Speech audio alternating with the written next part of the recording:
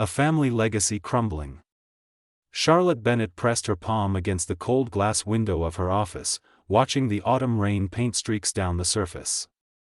26 years old, and she was about to lose everything her grandmother had built. Bennett Boutique Hotels had been a staple of Boston's hospitality scene for 40 years, known for intimate luxury and personalized service. Now the company was drowning in debt, suffocated by corporate competitors and poor management decisions made by her late uncle. Her phone buzzed with another message from the bank. Final notice. Foreclosure proceedings would begin in 30 days unless she could produce $12 million. Charlotte closed her eyes, fighting the wave of nausea that accompanied each new demand from creditors. She had already sold her car, her jewelry, even her childhood home. Nothing was enough to fill the bottomless pit of debt. An unexpected visitor. The receptionist's voice crackled through the intercom. A gentleman named Ryan Ashford was here to see her. Charlotte frowned.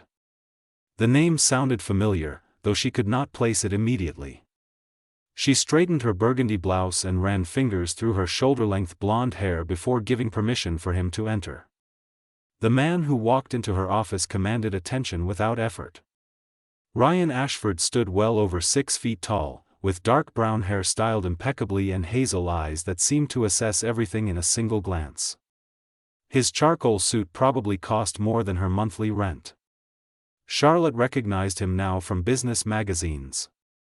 He was the founder of Ashford Technologies, a software empire that had made him a billionaire before his 35th birthday. Ryan settled into the chair across from her desk without waiting for an invitation, his confidence bordering on arrogance. Charlotte felt her spine stiffen at his presumption, even as she forced a professional smile onto her face. The proposition. Ryan spoke without preamble, his voice smooth and measured. He knew about her financial troubles. He knew the banks would seize her hotels within weeks. He knew she had exhausted every conventional option for viewing her business.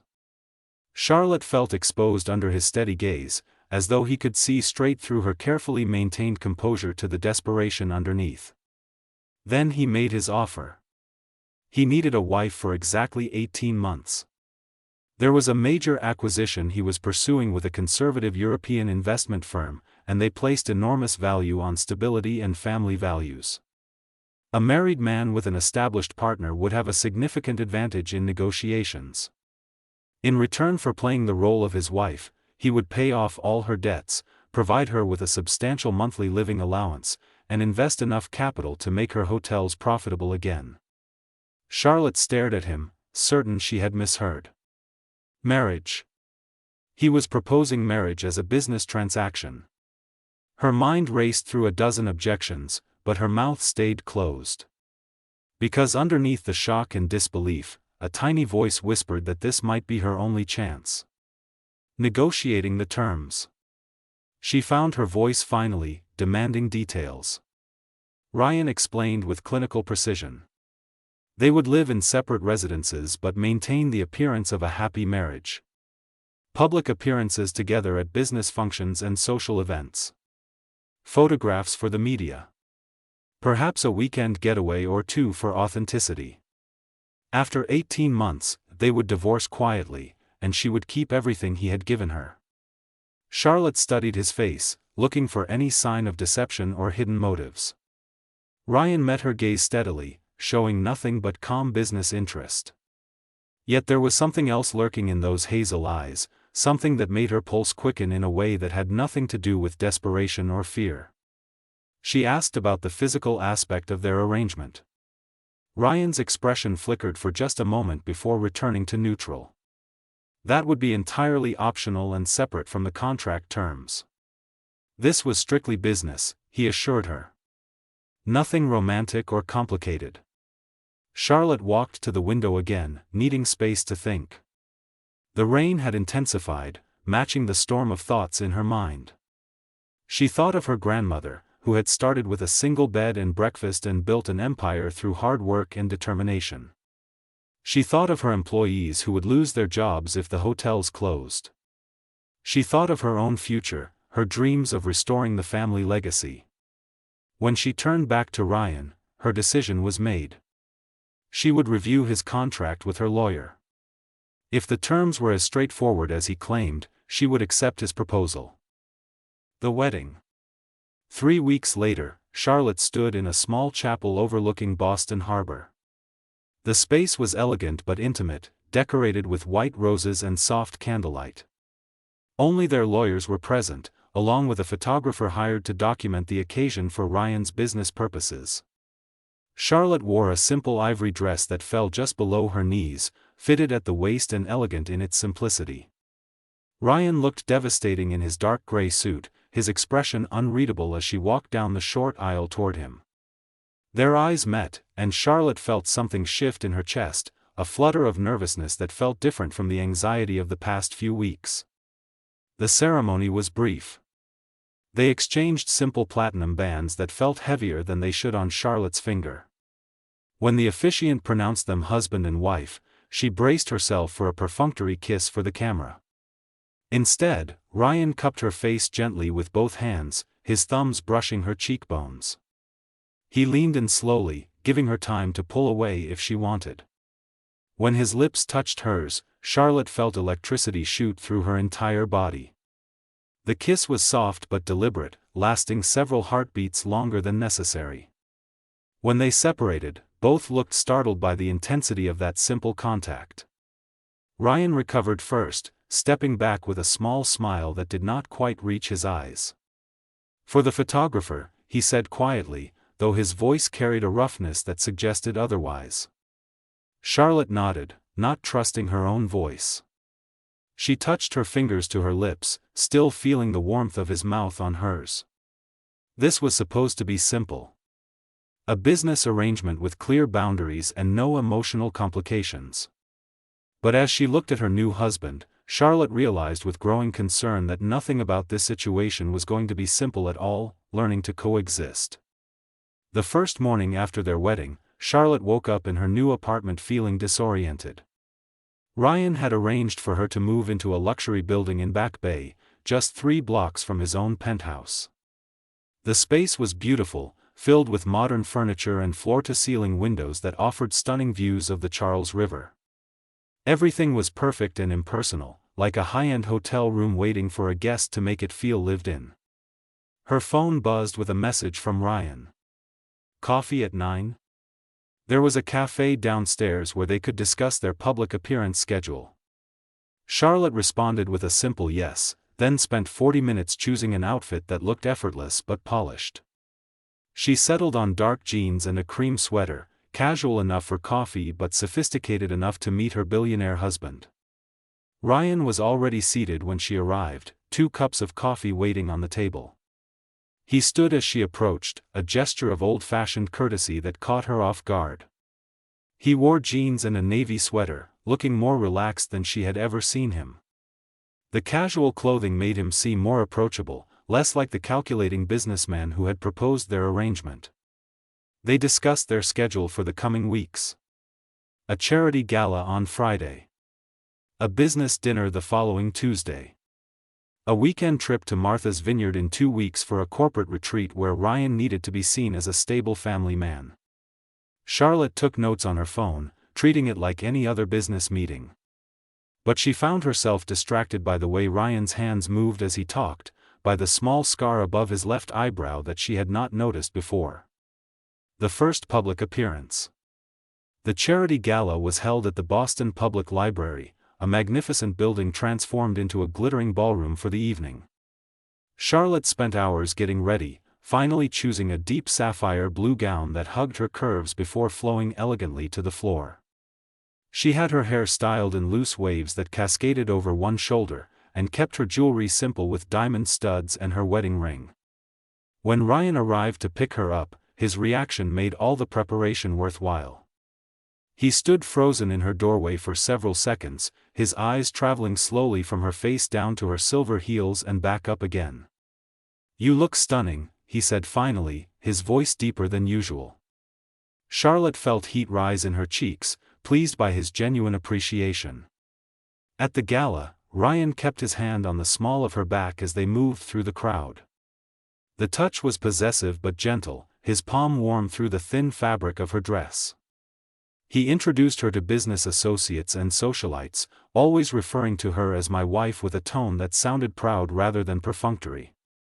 Charlotte found herself leaning into him, enjoying the solid presence of his body next to hers. Unexpected complications. They were discussing real estate development with a prominent investor when a woman's voice cut through their conversation. Ryan Ashford, married and domesticated. I never thought I would see the day. Charlotte turned to find herself face to face with a striking woman in a red dress. She had jet black hair cut in a severe bob and dark eyes that assessed Charlotte with open hostility. Ryan's entire body tensed beside her. Victoria. His greeting was cold. Charlotte, this is Victoria Chen, an old business associate. Victoria's smile was sharp as broken glass. Associate. Is that what we're calling it now? She turned her attention to Charlotte. How charming that Ryan found someone willing to play house with him. I hope he explained the rules of his little games. Charlotte felt anger flare in her chest at the condescension in the woman's voice. Before Ryan could respond, she stepped forward slightly, placing herself between him and Victoria. Any games my husband and I play are none of your concern. Her voice was steady and cool. Now if you'll excuse us, we were having a private conversation. Victoria's eyes narrowed, but she stepped back. Of course. Enjoy your evening, Mrs. Ashford. The title sounded like an insult in her mouth.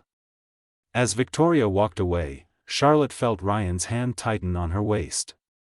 She looked up to find him staring at her with an expression she could not quite read. You did not have to do that, he said quietly. She did not have to be rude, Charlotte countered. Ex-girlfriend? Ryan shook his head slowly. Ex-business partner. We were working on a major deal 3 years ago. She wanted to use some questionable accounting practices to maximize profits. When I refused, she tried to sabotage the entire project and nearly cost me everything. A shift in dynamics. After the gala, Ryan insisted on walking Charlotte back to her apartment rather than just dropping her off downstairs. They rode the elevator in comfortable silence, both processing the evening.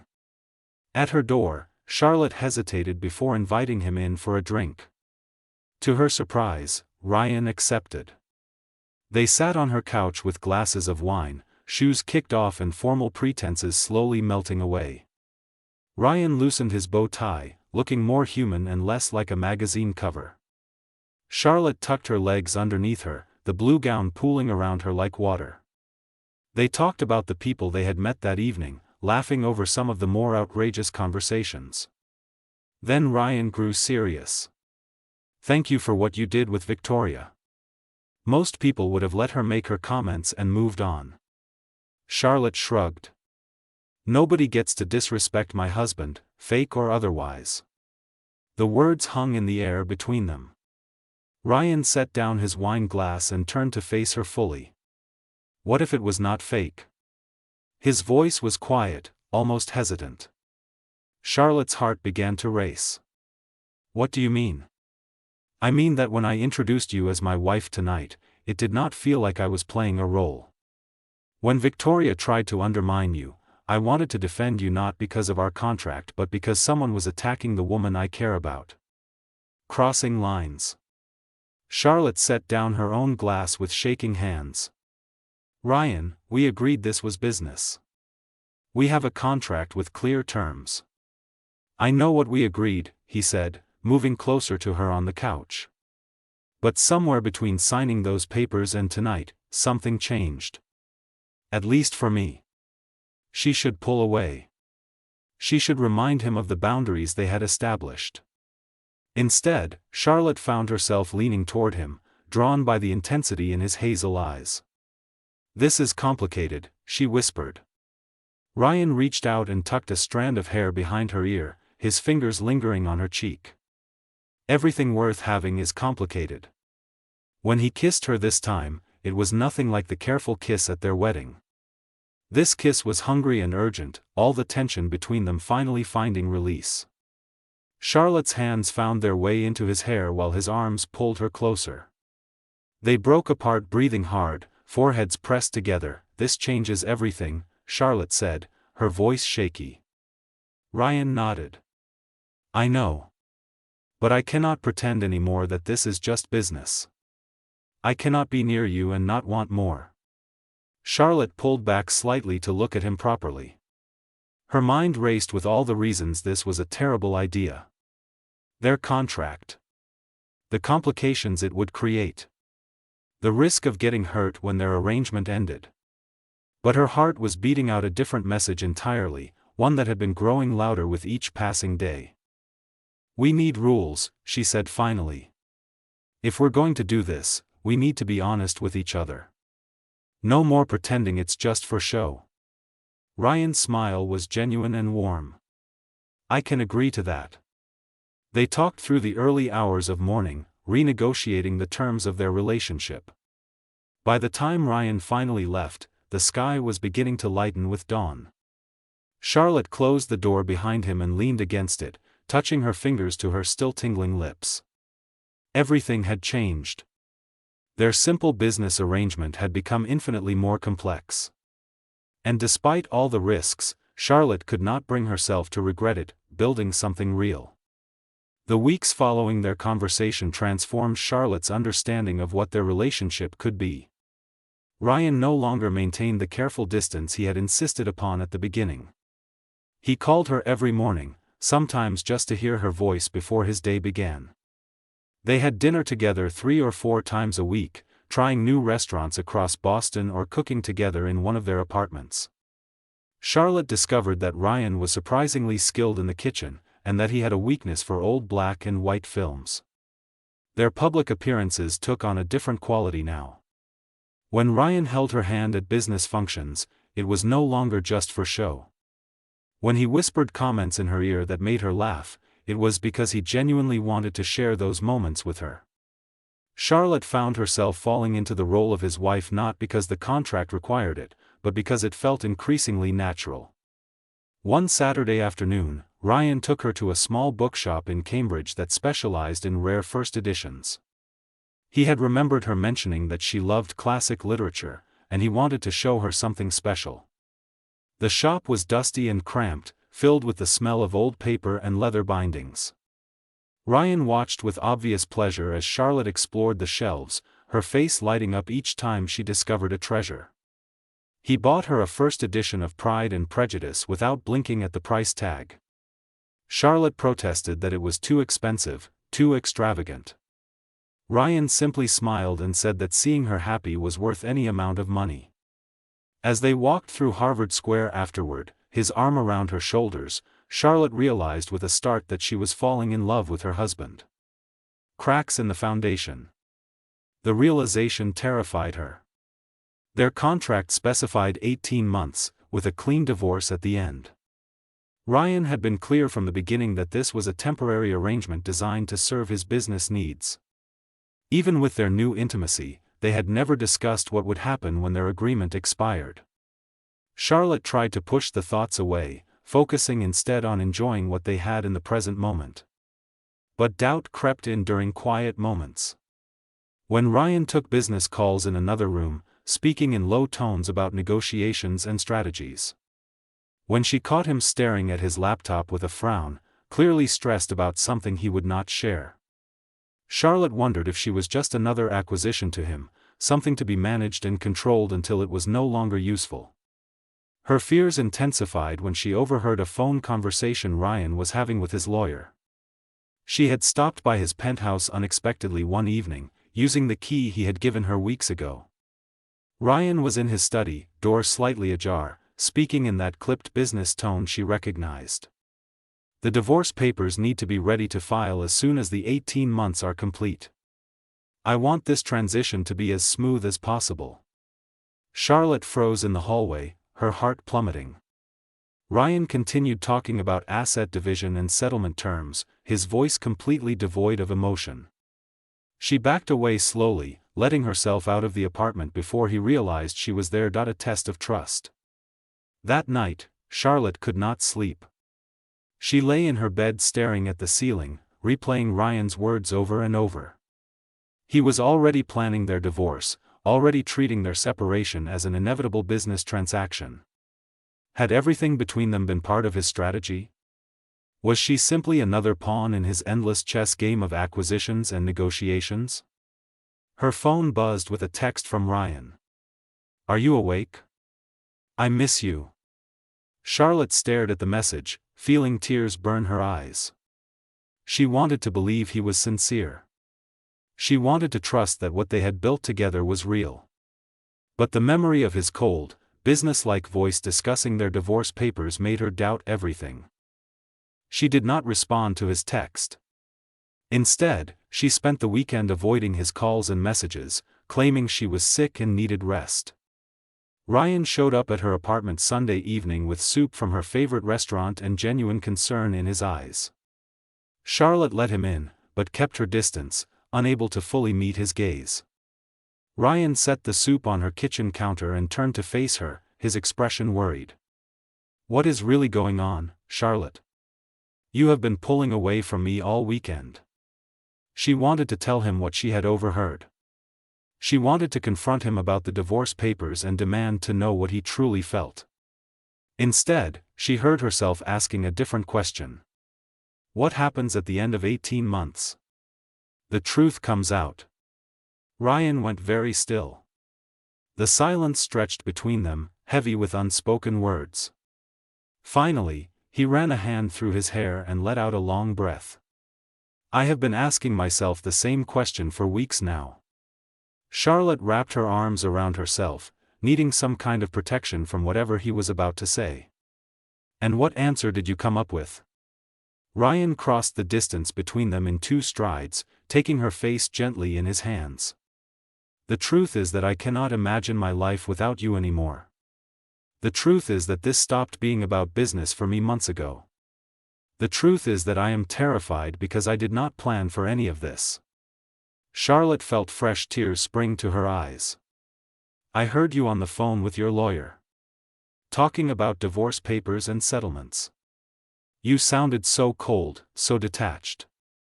Ryan's expression shifted to understanding, then remorse. He pulled her into his arms, holding her tightly against his chest.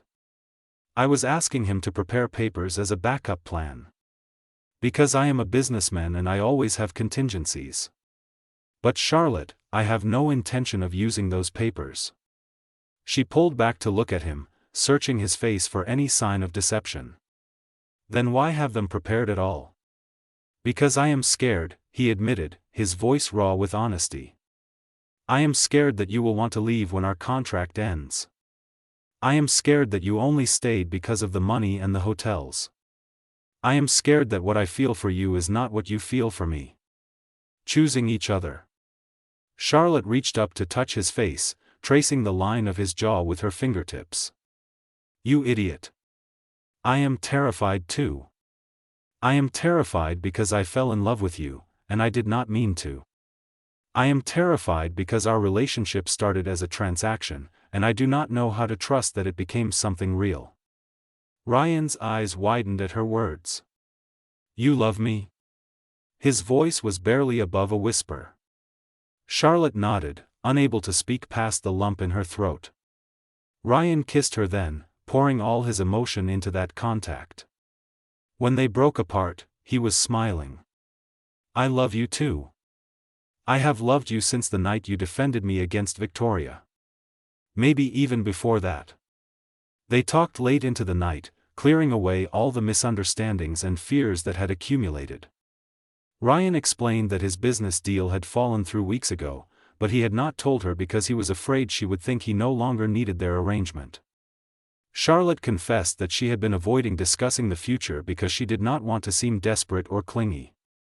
As dawn broke over Boston, they lay tangled together on Charlotte's couch, exhausted but happier than either had been in weeks. Ryan played with her hair absently, his other hand tracing patterns on her shoulder. "So what do we do now?" Charlotte asked. "Do we tear up the contract?" Ryan was quiet for a moment. "Or we could write a new one." One that does not have an end date. One that acknowledges what this really is. Charlotte lifted her head to look at him. And what is it really? Ryan smiled, tucking a strand of hair behind her ear. A marriage. A real one. If you want it to be. A new beginning. 6 months later, Charlotte stood in the same chapel where they had first exchanged vows. But this time, the space was filled with friends and family. Her employees from the hotels that Ryan had helped her save and grow. His business associates who had become genuine friends. The photographer was there again, but now he was capturing something authentic rather than staged. Charlotte wore a different dress this time, a flowing white gown with delicate lace sleeves that her grandmother would have loved. Ryan looked at her like she was the most precious thing in the world. When they exchanged new rings, the officiant spoke about second chances and love that grew from unexpected beginnings. Their kiss was neither brief nor calculated.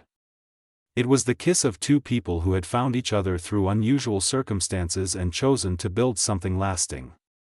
When they turned to face their guests, Charlotte caught sight of their original wedding photo on display near the entrance. Two strangers playing roles, carefully maintaining distance. She squeezed Ryan's hand and he squeezed back, both of them thinking the same thing. Sometimes the best things in life come from the most unlikely arrangements. Sometimes a business deal becomes the greatest love story.